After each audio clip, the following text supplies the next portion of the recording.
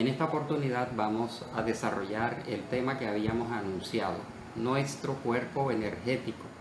Indudablemente nos preguntamos, además de este cuerpo físico, además de ser un alma, un espíritu inmortal, ¿tenemos algún cuerpo adicional, algún cuerpo energético? Hoy vamos a hacer algún repaso sobre algunos conceptos que vienen de la antigüedad, de los tiempos modernos y de las investigaciones actuales al respecto de esta propuesta, esta sugerencia y para algunos esta verdad. Tenemos, además del cuerpo físico, un cuerpo formado de energías. En la antigüedad, muchas civilizaciones se refirieron a este cuerpo sutil, a este cuerpo energético. Por ejemplo, los egipcios lo llamaban Ka. Los hindúes lo denominaron Linga Sharira. En Grecia, entre otros nombres, lo denominaron Ochema.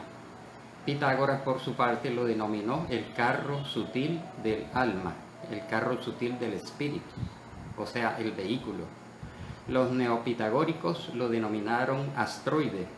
Los hebreos utilizaron varios términos, entre ellos nefesh. Pablo de Tarso, por su parte, lo denominó el cuerpo espiritual. Y en otras doctrinas, por ejemplo, en el siglo XV, Paracelso lo denominó el cuerpo sidéreo. El doctor Fourier en el siglo XVIII lo denominó cuerpo aromal. El doctor Baraduc en el siglo XIX, él nació en 1850 y murió en 1909, lo denominó Somot, el doctor Baraduc.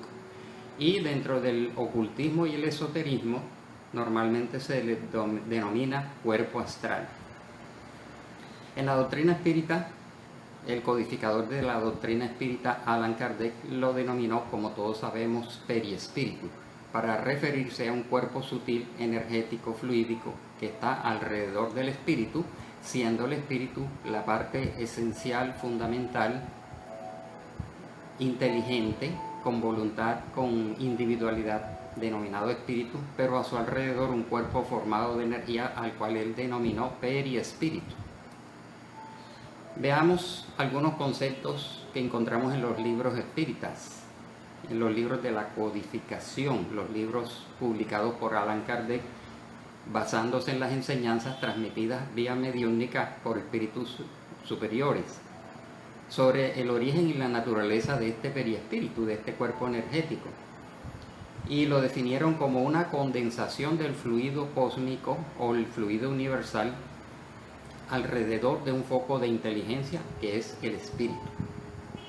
Cuerpo etéreo, fluídico y energético del espíritu. Es por lo tanto una estructura definida como semimaterial, conformado de materia eminentemente sutil, aquella otra palabra quintaesenciada, porque no habían unas palabras más exactas para definir su naturaleza, o sea que era materia sutil quintaesenciada, y es tomado del fluido universal de cada mundo, es decir, que alrededor de cada mundo, en especial de los mundos habitados, en donde hay humanidades de distintos niveles, inferiores, medianas y superiores a la nuestra, como hemos estudiado en otras exposiciones, existe a su alrededor un campo energético, pero ese campo energético es denso o medianamente denso o sutil de acuerdo a la naturaleza de cada uno de esos mundos.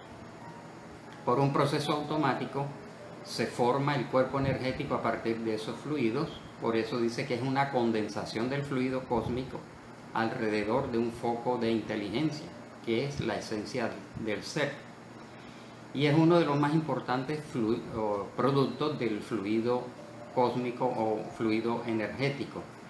El periespíritu también es definido como un principio intermediario entre el espíritu y la materia, es decir, entre el espíritu propiamente dicho, en su ser esencial puro, y la materia, que en este caso es nuestro cuerpo físico, que es el instrumento del que se vale el espíritu en cada reencarnación para interactuar con el medio físico de cada mundo, en nuestro caso de este mundo, el planeta Tierra, mundo de expiación y prueba en proceso de transición hacia mundo de regeneración.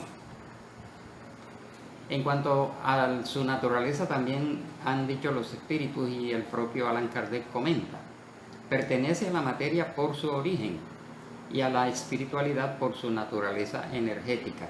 El perispíritu generalmente es invisible para nosotros, los que estamos encarnados en este cuerpo y en este mundo físico. Generalmente no vemos a los espíritus, solamente los videntes tienen la capacidad de percibirlos, y ciertos animales también, que tienen esas percepciones extrasensoriales. Pero normalmente la presencia de los espíritus a nuestro alrededor no se siente, no se ve, a menos que la persona sea vidente o sea muy sensitiva. Mas en ciertas circunstancias este perispíritu puede condensarse, absorbiendo otro tipo de energías de la naturaleza o energías tomadas de las personas que están en el lugar, combinándose esas energías, y el perispíritu se puede hacer perceptible a la vista y en algunos casos hasta tangible. Es lo que se ve en las apariciones y en las llamadas materializaciones. Ese perispíritu participa al mismo tiempo de la característica de la electricidad, del magnetismo y hasta cierto punto de la materia inerte. Hay que partir de la base de que el perispíritu, siendo energético, teniendo una estructura y una organización, es sin embargo materia inerte, no tiene autonomía, no piensa por sí mismo, es una sustancia plástica. El perispíritu es el principio de la vida orgánica, pero no el principio de la vida intelectual. ¿Cuál es el principio de la vida intelectual? El alma, el espíritu. Pero este molde energético es el principio y sustento de la vida orgánica. Tiene la forma humana. Es por esto que los espíritus, las personas que están en la dimensión espiritual, se pueden hacer visibles y pueden ser identificados. Un vidente puede identificar a una persona, si fue conocida, que él está viendo su forma periespiritual. Tiene la forma humana y guarda la apariencia de la última reencarnación.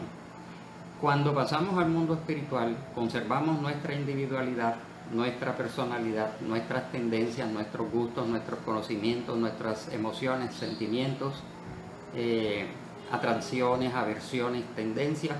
Todo eso lo conserva el alma. Los espíritus, como hemos dicho, no son fantasmas, duendes, espectros ni sombras, son seres humanos desencarnados. Por lo tanto, cuando llegamos al mundo espiritual, allá nos podemos ver unos a otros porque guardamos la forma periespiritual, la apariencia por la cual nos podemos identificar unos con otros. Por su naturaleza fluídica, el periespíritu es expansible, irradia incluso hacia alrededor, él no está encerrado en el cuerpo físico. Como es energía, se expande a cierta distancia, irradia hacia el exterior y forma en torno del cuerpo una especie de atmósfera, una psicósfera se podría decir, que el pensamiento y la fuerza de voluntad pueden dilatar más o menos. Es decir, que ya podemos adelantar este punto de que el perispíritu es de naturaleza ideoplástica, obedece al pensamiento, obedece a la voluntad, pero igualmente refleja la condición intelectiva y la condición moral y espiritual de cada uno de nosotros. Por lo tanto, todos los perispíritus no tienen la misma apariencia, como vamos a ver más adelante. En cuanto a sus propiedades, además de ser un individualizador, un identificador, un sustentador, por su naturaleza semimaterial es moldeable a la voluntad del espíritu. Como dijimos anteriormente, es ideoplástico. Asimila los fluidos con facilidad. Es decir, por eso a veces, estando en algunos ambientes, sentimos molestia o sentimos un estado de placer o de tranquilidad o de paz, de acuerdo a la atmósfera fluídica en que en ese momento estamos, la atmósfera energética de un cuarto, de un hogar, de un sitio público, es la sumatoria de las emisiones vibratorias de cada uno de los componentes que estamos allí, tanto encarnados como desencarnados. Y nuestro perispíritu es muy sensible a la naturaleza de los fluidos circundantes, de las energías y de las emisiones de las demás personas. Recordemos que somos emisores de distintos tipos de energía, energía mental, energía del sentimiento, pero el perispíritu, este cuerpo energético, también es sensible al ambiente y absorbemos y asimilamos, así como emitimos, recibimos y podemos emitir buenas energías. Asimismo podemos ser sensibles a energías pesadas o densas o a energías saludables de acuerdo al ambiente psíquico, como dijimos, de un hogar, de un lugar, un templo, un sitio público, un lugar cerrado. Todos tienen su ambiente. En esos ambientes también obedecen a la presencia de seres desencarnados que pueden estar allí temporal o durante un momento. El perispíritu es la llave de muchos fenómenos mediúnicos y anímicos. Los fenómenos anímicos son los que estudió la psicobiofísica, la metapsíquica y la parapsicología. Son los producidos por la mente y por el alma. Y los fenómenos mediúnicos son aquellos que son de origen espiritual, que se perciben a través de las facultades mediúnicas. Pero el perispíritu da la clave y es la llave de muchos de estos tipos de fenómenos, tanto anímicos como de carácter mediúnico. Su acción energética se transmite de perispíritu a perispíritu. Es decir, que cuando nosotros sentimos el acercamiento de un ser, de una persona que está en el mundo espiritual al cual no vemos, él está emitiendo energías de distinto tipo y las emite a través de su perispíritu. Claro, el origen es la mente y el sentimiento, por supuesto. Y esas energías son canalizadas de acuerdo a la voluntad y a la intención. O sea, tienen una calidad y tienen una dirección y una intencionalidad. Por supuesto que hay personas más energéticas, podríamos decir, que otras, más vitales que otras. Y cuando sentimos esas presencias y esas emisiones es con nuestro perispíritu. Por lo tanto, ya estamos viendo que el perispíritu es el órgano sensitivo del espíritu. Cuando estamos encarnados en un cuerpo físico, nuestro espíritu está limitado por este propio cuerpo físico y nuestros órganos sensitivos son los órganos de los sentidos: vista, oído, olfato, gusto, tacto. Pero cuando estamos desencarnados, el cuerpo, el órgano sensitivo del espíritu es el perispíritu. El perispíritu también es definido como vehículo del pensamiento, de las percepciones y de las sensaciones del espíritu, agente por medio del cual los espíritus se manifiestan indirectamente, siendo intermediario de las sensaciones que el espíritu recibe y por el cual transmite su voluntad al exterior. Actúa sobre el ambiente, como dije anteriormente, y sobre los órganos, teniendo una sensibilidad. Posee entonces propiedades de asimilación, de emisión, magnetización, vibraciones, radiaciones, y permite a los espíritus desencarnados y encarnados ponernos en contacto los unos con los otros. Por lo tanto, resumiendo, el perispíritu, denominación kardeciana y por supuesto denominación espírita, tiene una forma humana, tiene una serie de propiedades que ya hemos visto, tiene una organización, es una estructura organizada, como ya lo vamos a ver, tiene sus funciones, su densidad y su coloración. Y entre sus propiedades, resumiendo, plasticidad, expansibilidad, penetrabilidad, absorción e ideoplastía. Se postula dentro de la doctrina espírita la constitución del ser humano formado por tres elementos: el espíritu, el ser esencial, el perispíritu, que es el cuerpo energético, y el cuerpo físico. Sin embargo, estudiando algunas otras obras espíritas como los libros dictados por André Luis y por el espíritu Emmanuel, encontramos que entre el espíritu y el perispíritu hay una estructura intermediaria también, no muy bien conocida, no muy bien estudiada, denominada por André Luis el campo mental. De pronto algunos en la antigüedad lo denominaron cuerpo mental, pero es un campo de energía que surge desde las profundidades del espíritu y forma unas líneas de fuerza. Ese campo mental tiene una función específica y es el que le da sustentación y estructura y sostenimiento al perispíritu. Y entre el perispíritu y el cuerpo físico está el principio o fluido vital, denominado modernamente como bioplasma o energía bioplásmica. Así tenemos un panorama de que el ser humano está constituido por 3 elementos esenciales y otros 2 elementos intermediarios. Repetimos, espíritu en su orden, campo mental, periespíritu, bioplasma o cuerpo bioplásmico y el cuerpo físico.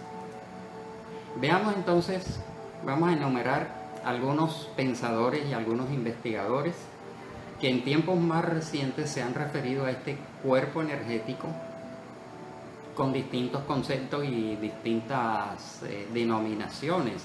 Realizaron investigación, así como en la charla anterior nos referimos a los investigadores de la reencarnación desde el punto de vista de la ciencia, ajenos a toda doctrina, a toda creencia, a toda religión, independientes como debe ser la ciencia.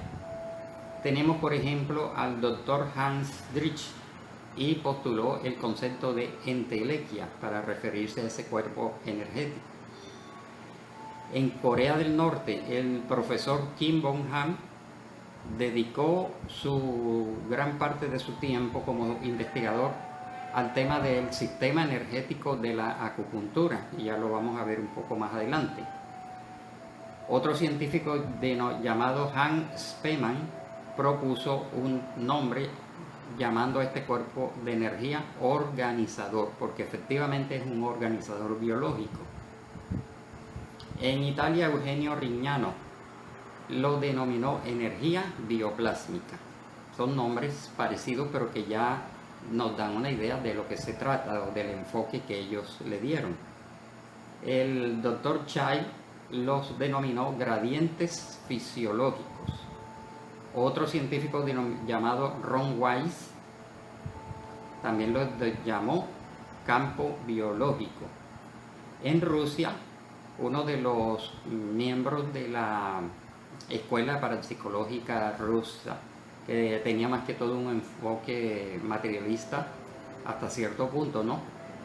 Pero trascendiendo el concepto materialista estricto de cuerpo físico, el doctor Grishenko y sus seguidores lo denominaron bioplasma, que es un término que ha permanecido, o cuerpo bioplásmico. Y otro científico llamado Rupert Sheldrake lo denominó campos morfogenéticos. Campos morfogenéticos. Podemos ver que todos estos nombres son ya más modernos: organizador, energía biológica, gradientes fisiológicos, campo biológico, cuerpo bioplásmico y campos morfogenéticos. Nos detenemos un poquito en lo que investigó el doctor Hans Driesch y postuló la existencia de un cuerpo dentro del cuerpo. Él vivió entre 1867 y 1941. Él fue un biólogo y filósofo alemán, presidente de la Sociedad de Investigación Psíquica, organizado, y lo denominó entelequia o organizador no material, porque sus investigaciones y la de todos ellos, como vamos a ver, los llevó a pensar que había una estructura organizadora no material, o sea, distinto al cuerpo físico.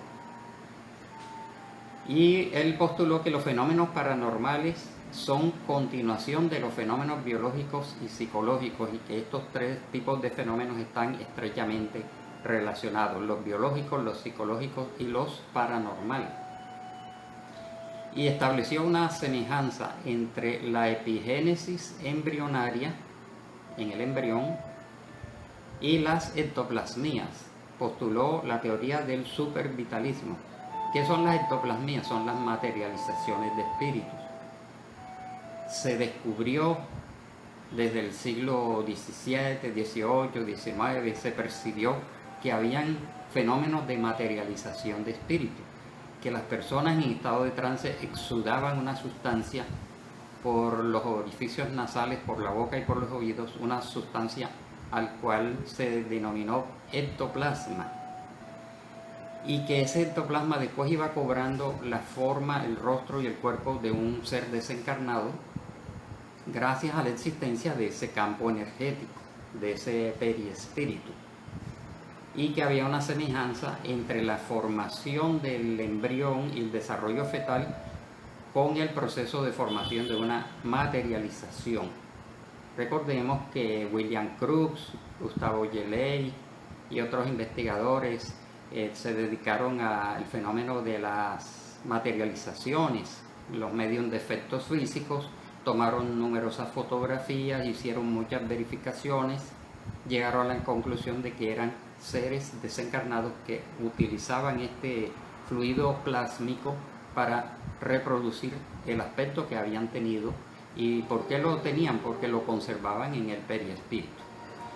Bien, entonces el cuerpo bioplásmico postulado por la parapsicología de Rusia, el doctor Grishenko, hacia 1944, dijo que el bioplasma era una sustancia compleja de extraordinarias propiedades físicas y químicas, sentado en la raíz de los procesos biológicos, es decir, que esta sustancia compleja de extraordinarias propiedades físicas y químicas era el sustento de los procesos biológicos y que encerraba la llave del secreto de la vida, constituía la llave del secreto de la vida, porque incluía funciones orgánicas normales y paranormales, es decir, que el cuerpo bioplásmico ejerce una función importantísima y principal en el desarrollo de las funciones orgánicas, fisiológicas, normales y paranormales.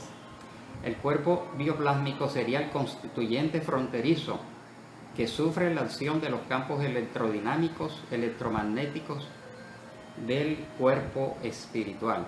Es decir, que inclusive el doctor Grishenko estaba postulando una estructura un poco más densa, más allá del cuerpo espiritual, al cual denominó cuerpo bioplásmico, y que el cuerpo espiritual sería el sustrato y el molde organizador de ese cuerpo bioplásmico. Habíamos mencionado al profesor Kim Bong-han en Corea del Norte, quien se dedicó durante mucho tiempo a estudiar el sistema de la acupuntura oriental, el sistema energético,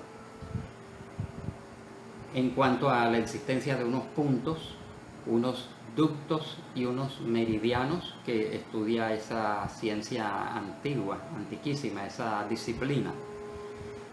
Y llegó a establecer y a verificar con distintos aparatos que eran circuitos de baja resistencia eléctrica formando un organismo vivo, conectando los puntos de acupuntura. Recordemos que también de las concepciones orientales viene el tema de los centros de fuerza, los centros energéticos. Y Kim Bong-han postuló la idea de que los puntos de acupuntura eran como unos pequeños centros energéticos esparcidos en todo el cuerpo y que se conectaban a través de ductos de energía y los famosos meridianos que recorren todo el cuerpo como circuitos de baja resistencia. Y postuló una idea interesante, que el sistema energético que utiliza la acupuntura es un cuarto sistema en un nivel de complejidad y ramificación equivalente al sistema circulatorio, el sistema nervioso y el sistema linfático. Circulatorio, nervioso y linfático, y el cuarto sería el sistema energético, estrechamente relacionado con otro sistema llamado sistema endocrino. Este sistema sería la organización, la armazón del cuerpo bioplásmico postulado por los soviéticos. Allí estamos encontrando una serie de coincidencias con lo que vimos del doctor Grishenko y el doctor Hans Drich. Por supuesto, el sistema sería la armazón del cuerpo bioplásmico postulado por los soviéticos, es decir, que además de ese cuerpo energético, que es un sustrato más sutil, más profundo, y otro más exterior denominado cuerpo bioplásmico, y finalmente el cuerpo físico. Todo esto hace parte de las ciencias psíquicas.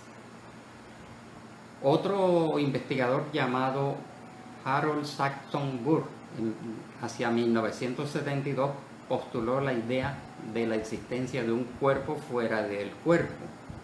Si otros postularon la existencia de un cuerpo energético dentro del cuerpo. Se preguntó, ¿se exterioriza como un cuerpo? Este investigador de la Escuela de Medicina de la Universidad de Yale en Norteamérica postuló la idea de los campos de la vida, campos electrodinámicos que controlaban los procesos biológicos de todos los seres vivos, desde los seres unicelulares, las bacterias, hasta los seres pluricelulares, hasta el ser humano, diciendo que existía un cuerpo electrodinámico que controlaba, dirigía y sustentaba todos los procesos biológicos, fisiológicos y anatómicos, y que también este cuerpo debía tener cualidades organizadoras y cualidades directrices, tal como los otros investigadores.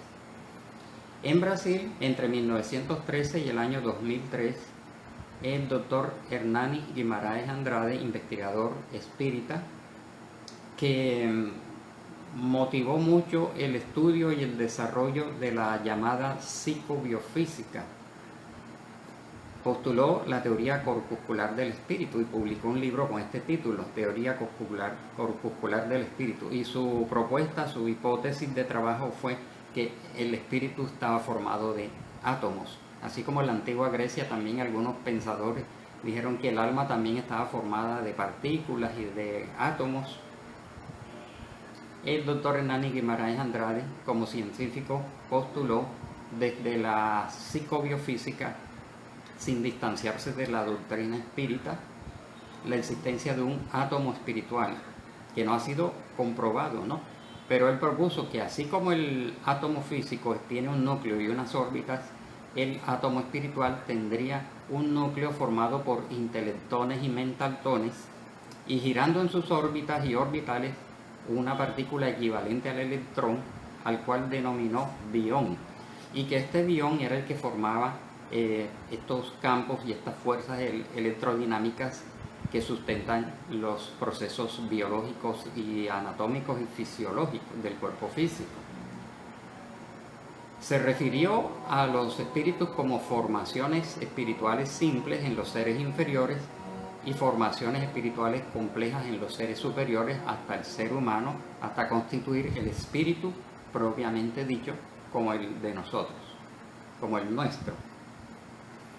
Y dijo que el perispíritu le dio otro nombre, no cuerpo bioplásmico ni energético, sino modelo organizador biológico, con las siglas MOB.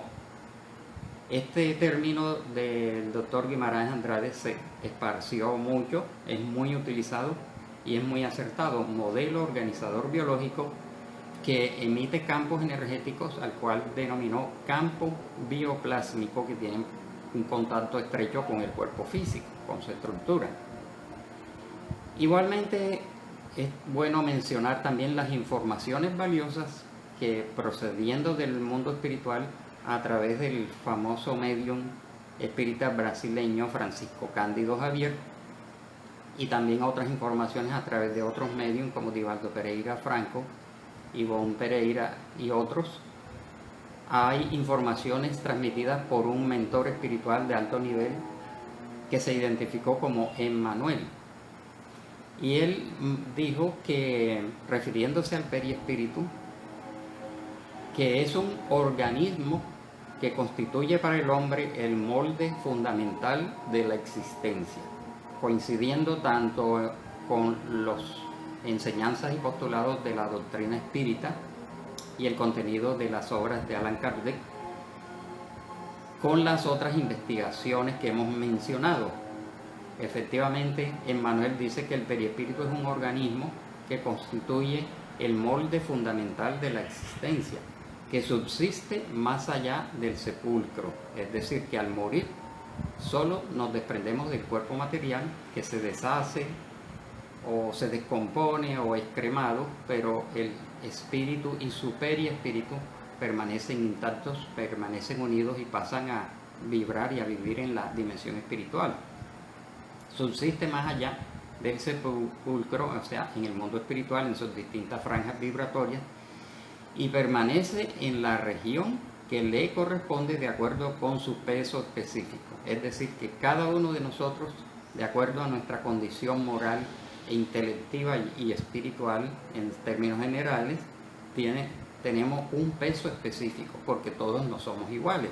Tenemos distintos tipos, niveles de conocimiento, de intelectualidad, de actuar, de pensar, y un sentido moral en un mayor o menor grado de desarrollo. Eso le da al espíritu y al periespíritu un nivel vibratorio específico que puede ser estudiado por la ciencia, así como algunos de ellos hicieron.